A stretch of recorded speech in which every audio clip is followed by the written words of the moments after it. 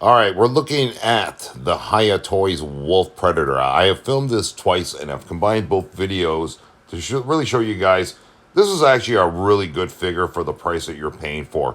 The only knock on it is the articulation on it. It drives me nuts sometimes of him trying to stand because his feet are so awkward. Well, because he's an alien, so it's a little bit.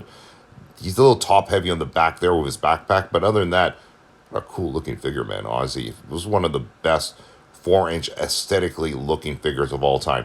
Again, I'm going to repeat, it drives you nuts trying to pose it. Let me tell you, you need to really get them in a certain pose. And sometimes, as you guys can see there, if you have a backdrop, you need to cheat it a bit and lean them because, like I said, it's a little awkward. But once you get them in a pose, it's great.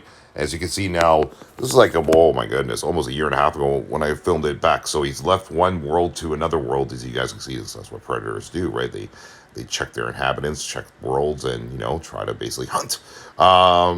The base does make a huge factor trying to stand them. So when you stand them, there it is, right? I've been trying to use them without the stand to get them in poses. Sometimes it works, sometimes it doesn't.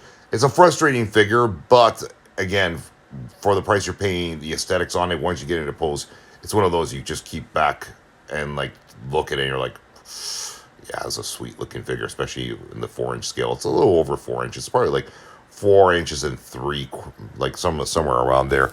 Hiya Toys does some unique, scales in terms of the 3/4, 4 inches. They're always over 4 inches in height, but you guys could have a look there. Its skin looks good there. It's definitely very indicative of basically what we saw on screen with him there. The skulls, I love the skulls. Look at that, that's great. And again, for a small action figure, there's a lot of jam-packed, details in there. Look at the helmet there and the two cannon guns propelling from his back there.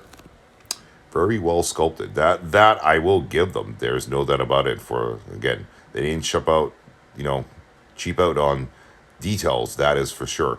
Just got to work on the aesthetics. See, this is the problem with a lot of action figures. The top heavy portion when you put backpacks on their back, and they're heavy because a lot of us collectors complain like, well, you don't have the details, the weight, the mass on it. Well, they listen to us, and then what happens is it becomes too top heavy, and then you can't get them to pose properly, and then you got to get what's called stands and bases, and it becomes that much more complicated. So I don't know. Someone's gonna have to really figure out the top heavy portion of certain action figures and just like put some mass more in plastic, I guess, for the legs in order to make them more sturdy to hold them. But anyway, there he is, camouflage in his elements right there. Look at that. So you didn't even know he was there, did you guys? He's just waiting to prance on you. Anyway, really cool figure, no doubt about it. You can still get it on all major toy retailers. I do recommend it. For $20, yes. But keep in mind, and you can see the little two claw there thing. Keep in mind, guys, you will get frustrated with posing it. That I will assure you. Once you get in a good pose, you'll be very happy. All right, take care, everyone.